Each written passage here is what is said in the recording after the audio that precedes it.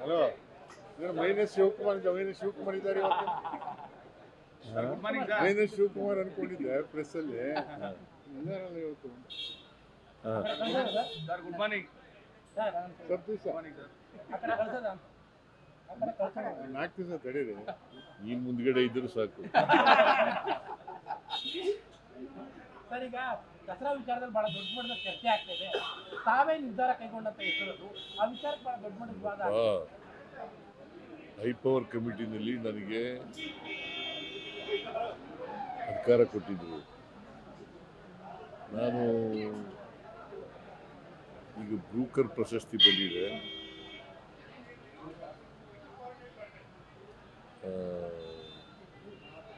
ಇವರಿಗೆ ಈ ಸಾರಿ ದಸರಾ ಉದ್ಘಾಟನೆಗೆ ಅವಕಾಶ ಕೊಡಬೇಕು. ಹಿಂದೆನೂ ಕೂಡ ಒಂದ್ಸಾರಿ ಮುಸ್ಲಿಂ ಜನಾಂಗದವರಿಗೆ ಕೊಟ್ಟಿತ್ತು. ಯಾರು ಕವಿ ನಿಸಾರ್ ಅಹಮದ್ ಅವ್ರಿಗೆ ಕೊಟ್ಟಿತ್ತು. ಸೊ ಚಾಮುಂಡಿ ದಸರಾ ಮಹೋತ್ಸವ ಇದೆಯಲ್ಲ, ಇದು ಒಂದು ಸಾಂಸ್ಕೃತಿಕ ಆಗಿ ಮಾಡ್ತಕ್ಕಂಥ ಹಬ್ಬ. ಇದು ಒಂದು ನಾಡ ಹಬ್ಬ. ನಾಡ ಹಬ್ಬದಲ್ಲಿ ಇಂಥವರೇ ಉದ್ಘಾಟನೆ ಮಾಡಬೇಕು ಅಂತ ಏನಿಲ್ಲ, ಇಂಥ ಧರ್ಮದವರೇ ಉದ್ಘಾಟನೆ ಮಾಡಬೇಕು ಅಂತ ಏನಿಲ್ಲ. ನಾಡ ಹಬ್ಬ ಅಂತಂದರೆ ಎಲ್ರಿಗೂ ಹಬ್ಬ. ಹಿಂದೂಗಳಿಗೆ, ಕ್ರಿಶ್ಚಿಯನ್ರಿಗೆ, ಮುಸಲ್ಮಾನರಿಗೆ, ಬೌದ್ಧರಿಗೆ, ಜೈನರಿಗೆ ಮತ್ತು ಇವರೆಲ್ಲರಿಗೂ ಕೂಡ ಹಬ್ಬ ಇದೆ. ಈ ಹಬ್ಬನ ಹಿಂದೆ ಮಹಾರಾಜರ ಕಾಲದಲ್ಲಿ ಹೈದರಾಲಿ ಟಿಪ್ಪು ಆಚರಣೆ ಮಾಡ್ತಿದ್ದಿಲ್ವ ದಸರಾನ? ಹೈದರಾಲಿ ಟಿಪ್ಪು ಮಹಾರಾಜರ ಆಳ್ವಿಕೆ ಇಲ್ಲದೆ ಇರುವಾಗ ಹೈದರಾಲಿ ಟಿಪ್ಪು ಮಾಡ್ತಾ ಇದ್ರು. ಆಮೇಲೆ ಮಿರ್ಜಾ ಇಸ್ಮಾಯಿಲು ಜವಾನರಾಗಿರಲಿಲ್ವ, ಅವರು ದಸರಾ ವಿಜೃಂಭಣೆಯಿಂದ ಮಾಡ್ತಾ ಇರಲಿಲ್ವ? ಅದರಿಂದ ಇದು ಒಂದು ಧರ್ಮಾತೀತವಾದಂಥ, ಜಾತ್ಯತೀತವಾದಂಥ ಹಬ್ಬ ಇದು. ಈ ಹಬ್ಬಕ್ಕೆ ನಾನು ಬ್ರೂಕರ್ ಪ್ರಶಸ್ತಿ ಪ್ರೈಜ್ ವಿನ್ನರು ಅವ್ರನ್ನ ಈ ಸಾರಿ ಮಾಡಬೇಕು ಅಂತೇಳಿ. ಯಾಕಂದರೆ ಬ್ರೂಕರ್ ಪ್ರಶಸ್ತಿ ವಿಜೇತರು ಭಾಳ ಕಡಿಮೆ ಕರ್ನಾಟಕದಲ್ಲಿ. ಇವರು ಎರಡನೇವರು ಇರಬೇಕು. ಸೊ ಇವ್ರಿಗೆ, ಬಾನು ಮುಸ್ತಾಕ್ ಅವರಿಗೆ ಈ ಸಾರಿ ದಸರಾ ಉದ್ಘಾಟನೆ ಮಾಡ್ತಕ್ಕಂಥ ಅವಕಾಶವನ್ನು ಸರ್ಕಾರ ಕಲ್ಪಿಸ್ಕೊಟ್ಟಿದೆ. ಯಾರು ಧರ್ಮಾಂಧರಿದ್ದಾರೆ ಅವ್ರು ಮಾತ್ರ ಕೆಲವರು ಮಾತಾಡ್ತಾರೆ.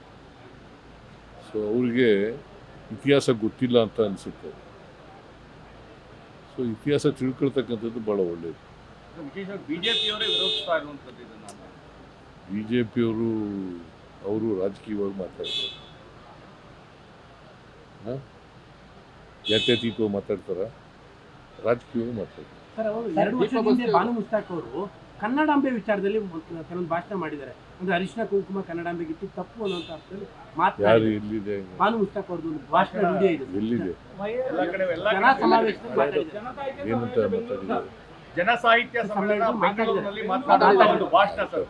ಅದಕ್ಕೂ ಇದಕ್ಕೂ ಸಂಬಂಧ ಏನು? ಅಲ್ಲ, ಕನ್ನಡ ತಾಯಿಯ ಬಗ್ಗೆ ಇದಕ್ಕೂ ಸಂಬಂಧ ಏನು? ಅಲ್ಲ, ಅದು ಕನ್ನಡ ತಾಯಿ ಬಗ್ಗೆ ಗೌರವ ಇಲ್ಲದೆ ಮಾತನಾಡಿದ್ದಾರೆ. ಎಲ್ಲ ಕನ್ನಡ ತಾಯಿ ಬಗ್ಗೆ ಗೌರವ ಇಲ್ಲದೇನೆ ಕನ್ನಡದ ಬರೀತಾರ? ಎಲ್ಲ ಹೇಳಿದ್ದಯ್ಯ, ಗೌರವ ಇದೆ. ಕನ್ನಡ ಭಾಷೆನಲ್ಲಿ ಬರೆದಿರೋದಲ್ವಾ? ಖಂಡಿತ ಸರ್. ಹೃದಯ ಹಣತೆ ಯಾವುದ್ರಲ್ಲಿ ಬರೆದಿರೋದು? ಖಂಡಿತ ಅದರಲ್ಲೇ ಬರೆದಿರೋದು. ಮತ್ತೆ ಅವರು ಅರಿಶಿನ ಕುಂಕುಮ ಬಗ್ಗೆ ಕನ್ನಡ ಮಾತಾಡಿದ್ದಾರೆ ಅಂತ. ಕೇಳಿ, ಕನ್ನಡದ ಬಗ್ಗೆ ಗೌರವ ಇಲ್ಲದವ್ರೆ, ಕನ್ನಡ ಬಗ್ಗೆ ಅಭಿಮಾನ ಇಲ್ಲದವ್ರೆ, ಕನ್ನಡದ ಬಗ್ಗೆ ಪ್ರೀತಿ ಇದ್ದವ್ರೆ ಬರೆಯೋಕ್ಕೆ ಸಾಧ್ಯನ ಕನ್ನಡದಲ್ಲಿ? ಅವರೆಲ್ಲ ಸಾಹಿತ್ಯ ರಚನೆ ಮಾಡಿರ್ತಕ್ಕಂಥದ್ದು ಕನ್ನಡದಲ್ಲಿ. ಅರಿಶಿನ ಕುಂಕುಮ ಬಗ್ಗೆ ಮಾತಾಡಿದ್ದಾರೆ. ಕನ್ನಡಾಂಬೆಗೆ ಅರಿಶಿನ ಅವ್ರು ಏನೋ ಒಂದು ಕುಂಟು ನೆಪ ಹುಡುಕ್ತಾ ಇದ್ದಾರೆ ಅಷ್ಟೇ. ಬಿಜೆಪಿಯವರು ಇದಾರಲ್ಲ, ಕುಂಟು ನೆಪ ಹುಡುಕ್ತಾ ಇದ್ದಾರೆ. ಸೊ ಈ ನೆಪಗಳು ಅದಕ್ಕೂ ಇದಕ್ಕೂ, ಇದು ಒಂದು ನಾಡ ಹಬ್ಬ.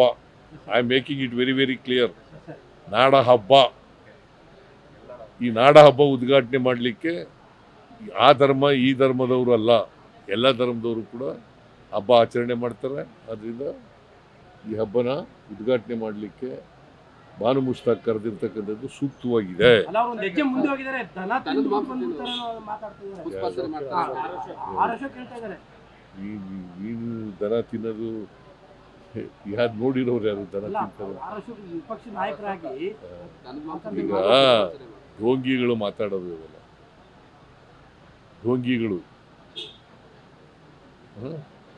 ಈಗ ಈ ಢೋಂಗಿಗಳು ಮಾತಕ್ಕೆಲ್ಲ ರಾಜಕೀಯಕ್ಕೋಸ್ಕರ ಮಾತಾಡೋದಕ್ಕೆಲ್ಲ ನಾವು ತಲೆ ಕೆಡಿಸ್ಕೋಬೇಕಾಗುತ್ತೆ. ಟ್ರಾನ್ಸ್ಲೇಟ್ ಮಾಡಿದ ದೀಪಾ ಬಸ್ತಿ ಅವ್ರಿಗೂ ಸಹ ಗೌರವ ಸಲ್ಲಿಸಬೇಕಿತ್ತು ಸರ್. ದೀಪಾ ಬಸ್ತಿ ಟ್ರಾನ್ಸ್ಲೇಟ್ ಮಾಡಿದ್ರು ಅದನ್ನ ಉದ್ಘಾಟನೆ ಮಾಡಕ್ಕಾಗಲ್ಲ. ಉದ್ಘಾಟನೆಗಲ್ಲ, ಅರಮನೆ ಮುಂದೆ ಗೌರವ ಸಲ್ಲಿಸಬೇಕು ಅಂತ ಆಗ ಕೇಳಿದ್ರೆ ಆಮೇಲೆ ನೋಡೋಣ ಮುಂದೆ. ಇಬ್ಬರಿಗೂ ಗೌರವ ಸರ್ಕಾರ ಗೌರವ ಸಲ್ಲಿಸಿದೆ. ಇಬ್ಬರಿಗೂ ಸರ್ ಈಗ ಇಬ್ಬರಿಗೂ ಬಾಸ್ತಿಗೂ ದೀಪಾ ಬಾಸ್ತಿಗೂ ಗೌರವ ಸಲ್ಲಿಸಿದೆ. ಅವ್ರಿಗೂ 10 ಲಕ್ಷ ರೂಪಾಯಿ ಕೊಟ್ಟಿದ್ದೀವಿ, ಇವ್ರಿಗೂ 10 ಲಕ್ಷ ರೂಪಾಯಿ ಕೊಟ್ಟಿದ್ದೀವಿ. ಸರ್ಕಾರ